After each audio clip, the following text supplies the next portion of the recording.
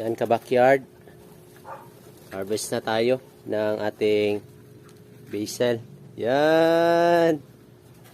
So, meron pong gumagawa dito ng bread.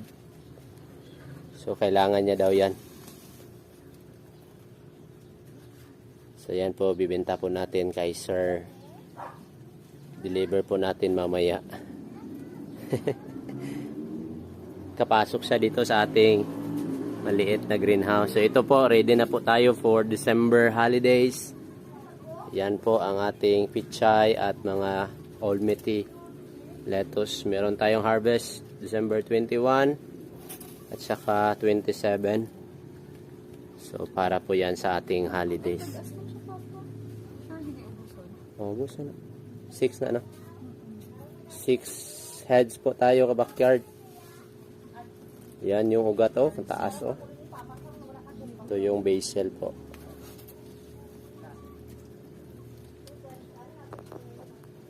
At of course, meron tayong sticker mga ka-backyard. So, yan po. Continue to follow our Facebook page at ating YouTube channel po for more tutorials. God bless. Thank you for supporting backyard farming. Think globally, farm locally. Yan ka-backyard. Harvest na tayo ng ating basil. Yan. So, meron pong gumagawa dito ng bread. So, kailangan niya daw yan. So, yan po, bibenta po natin kay Sir.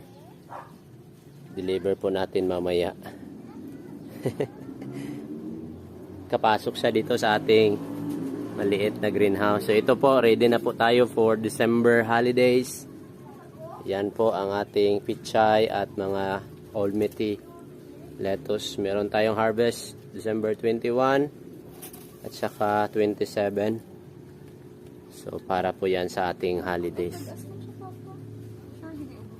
Oh, gusto na. 6 na, no? 6 heads po tayo ka-backyard. Yan yung ugat, oh. Ang taas, oh. Ito yung basil po.